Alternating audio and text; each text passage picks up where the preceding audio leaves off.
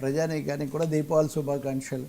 Sir మనం చేసుకునే పండుగలన్నింటిలో కూడా చీకటిని పారద్రోలి వెలుగు తీసుకొని రావటం, ఒక వెనుకబాటు నుంచి చైతన్యానికి వెళ్ళటం అనేది ఎప్పుడూ చాలా మంచిది. అందుకే తవసోమ జ్యోతిర్గమయ అన్నారు కదా. కాబట్టి దీంతో ఇంకా చాలా సుప్రీంకోర్టు దాకా వెళ్ళే టపాకాయలు కాల్చడం, కాలుష్యాలు ఇట్లాంటివి ఈ 2 రోజులు కూడా మన వీక్షకులందరూ తగు జాగ్రత్తలతో వీటిని చేసినా కానీ చేయటం చాలా మంచిదని చెప్పాలి మనం. సార్ బాబు వైకుంఠపాలి డౌట్లు, వచ్చే ఎన్నికల వర్రి. ఇదే నిన్న దీపావళి సందర్భంగా ఒక సమీక్ష చేశారు ఆయన. ఇంకోవైపున ఉప ముఖ్యమంత్రి పవన్ కళ్యాణ్ గారు కూడా గ్రీటింగ్స్ పెట్టారు.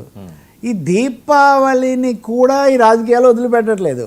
పవన్ కళ్యాణ్ గారేమో నరకాసురులు ఒక్కొక్క యుగంలో ఒక్కొక్క విధంగా అవతరిస్తుంటారు. అంటే ఒక విధంగా చెప్పలేదు కానీ ఈ యుగంలో మొన్న ఓడించినటువంటి మాజీ ముఖ్యమంత్రి రూపంలో అవతరించారని ఆయన సూచనగా చెప్పడం, దాని మీద వాళ్ళు వెంటనే దీపావళిని వదలని జనసేన అని వాళ్ళందరూ మళ్ళీ సోషల్ మీడియా పోస్టులు పెట్టేశారు.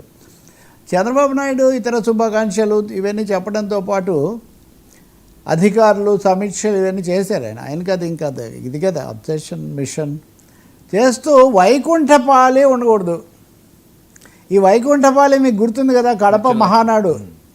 వైకుంఠపాలి అంటే ఏంటి? ఎగదోసే నిచ్చెనలే కాదు పడదోసే పాములు ఉంటాయి అనేది పాట ఉంటుంది ఎన్టీఆర్ది.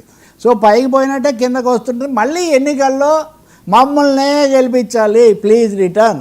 సో దీపావళి అయినా, దసరా అయినా, సంక్రాంతి అయినా, ఉగాది అయినా, ఏదైనా కానీ సందేశం మాత్రం ఒకటే, మమ్మల్నే ఎన్నుకుంటూ ఉండండి, మేమే ఉంటాం, మేము ఉంటేనే ఇక్కడ మేలు జరుగుతుంది. ఏ రాజకీయ పార్టీ అయినా అదే చెప్తుంది. కానీ ఇంత అనుభవం లేని ముఖ్యమంత్రి పదే పదే ఈ వైకుంఠపాలి అనడంలో ఎక్కడ ఏమూలో సందేహం వెన్నాడుతుందా, మళ్ళీ ఇది జరగదేమో అని, అందుకోసం ఎన్నికల వర్రీలో ఇలా చెప్తున్నారా అనే ఒక సందేహం కలుగుతుంది. ఎందుకంటే వర్మ చంద్రబాబు రాజకీయ జీవితంలో రెండోసారి ఎన్నిక అవల ఆయనకి. అది ప్రతిసారి ఒకసారి గెలవటం, ఓడిపోవటం, మళ్ళీ 2 సార్లు ఓడిపోయారు కానీ 2 సార్లు గెలవాలి. 99లో అయితే ఓకే, కాకపోతే అప్పుడు మొదటిసారి ముఖ్యమంత్రి అయినప్పుడు మామగారి స్థానంలో వచ్చారు కాబట్టి అప్పుడు గెలిచారు. కానీ దాన్ని ఏమి రెండో విజయం అనలేవు, ఎందుకంటే మొదటి విజయం రామారావు గారి ఖాతాలోకి పోతుంది కాబట్టి.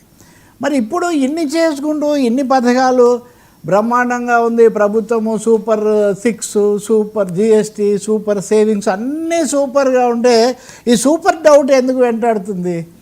ఇదొక పెద్ద ప్రశ్న. ఎక్కడో ఒక విధమైన అసంతృప్తి ప్రజల్లో ఉందన్న అసంతృప్తి చంద్రబాబులో కూడా బలంగా ఉన్నట్టుంది. అది పవన్ కళ్యాణ్ మాటల్లో ఆయనలాగా మాట్లాడకపోయినా, అందుకే అధికారులను కూడా లేకపోతే పార్టీ యంత్రాంగాన్ని కూడా దాదాపు 94% స్ట్రైక్ రేట్ అని పదే పదే చెప్తున్నటువంటి వాళ్ళు ఆ విధమైన నిశ్చింత ఎక్కడ కనిపించట్లేదు. ఒక విధమైన కొంత అభద్రత, కొంత భవిష్యత్తును గురించిన అస్పష్టత వెన్నాడుతున్నట్టు కనిపిస్తుంది. కాబట్టి దీపావళి కాంటెక్స్ట్లో కూడా ఆయన వైకుంఠపాలి వద్దు అని చెప్తున్నారు. కానీ తెలుగు వాళ్ళకి వైకుంఠపాలి చాలా ఇష్టం ఆట, ఎందుకంటే అది దాన్ని బాగా ఎంజాయ్ చేస్తారు. కాబట్టి ఇంకోటి ఏమంటే వైకుంఠపాలి సమస్య ఎప్పుడొస్తుందంటే ఒకరే పాతుకుపోకుండా 2 పార్టీలు 2 అవైలబుల్గా ఉన్నాయన్నప్పుడు, ప్రత్యామ్నాయ శక్తులు ఉన్నాయన్నప్పుడు ఇది వస్తూ ఉంటుంది. ఎవరు అది ఒక చోట మమతా బెనర్జీ కావచ్చు, ఇంకో చోట కమ్యూనిస్టులు కావచ్చు, ఇంకో చోట కేజ్రీవాల్, ఇంకొకరు కావచ్చు, ఇట్లా అనమాట. కాబట్టి ఇప్పుడు ఆంధ్రప్రదేశ్లో రియల్ ఎలక్షన్ ఇప్పుడు జరుగుతుంది. గతసారి ఒకసారి వాళ్ళు ఒకసారి వీళ్ళు గెలిచారు. ఇప్పుడు నిజమైన ఎన్నిక రెండోసారి వస్తారా లేదా? జగన్ రెండోసారి రాలేకపోయారు విభజిత రాష్ట్రంలో. చంద్రబాబు రెండోసారి వస్తారా లేదా? ఇంకా చెప్పాలంటే చంద్రబాబా, లోకేష్ బాబా అని చెప్పడం కూడా ఒక ప్రశ్న. ఎందుకంటే Lokesh virtually leading the party. ఇప్పుడు మన గూగుల్ అవన్నీ జరిగినా మిగతా చర్చ మనం ఎలాగో చేస్తాం, కానీ లీడింగ్ లైట్ ఎవరు ఇప్పుడు కూటమి ప్రభుత్వానికంటే లోకేష్ అన్నది మొన్న కర్నూలు కొండారెడ్డి బురుజు సాక్షిగా ప్రధానమంత్రి మోదీ గారు కూడా నిర్ధారించి వెళ్ళారు. కాబట్టి చూడాలి మరి వైకుంఠపాలి ఆపేస్తారా?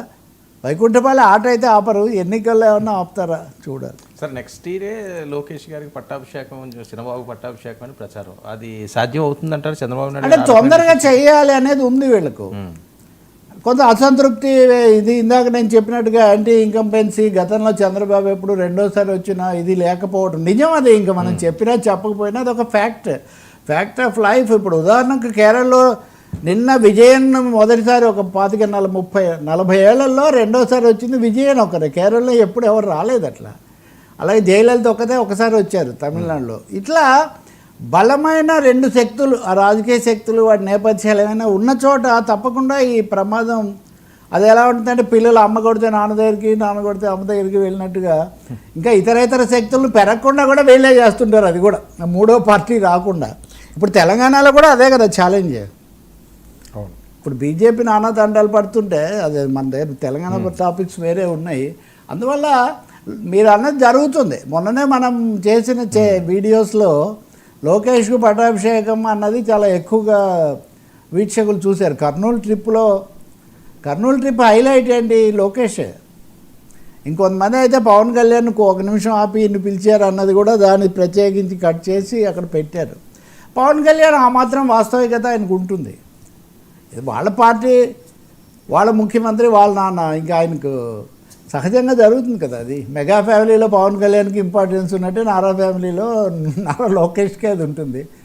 బాలయ్య బాబు కూడా ఇంకేం అభ్యంతరం ఉండదు. సో ఈ రీత్యా చూసినప్పుడు కొడుకు కథ ఈ సమస్య లేకుండా చేద్దామని కూడా చంద్రబాబు చేయొచ్చు. మూడోది జనంలోకి వెళ్ళటము, వరుస కేసులు లేదా కదలికలు ఇవన్నీ కూడా కొంచెం వాళ్ళు ఊహించినంత, వాళ్ళు ఆశించినంత, ఇంకా చెప్పాలంటే వాళ్ళు మాట్లాడినంతగా ఇంకా మనము మొదటి 6 నెలలు రెడ్ బుక్లు, జైళ్ళు, తుడిచిపెట్టడాలు ఇంకా ఇవే కదా మాట్లాడింది. ఇప్పుడు అలాగ జరగట్లేదే.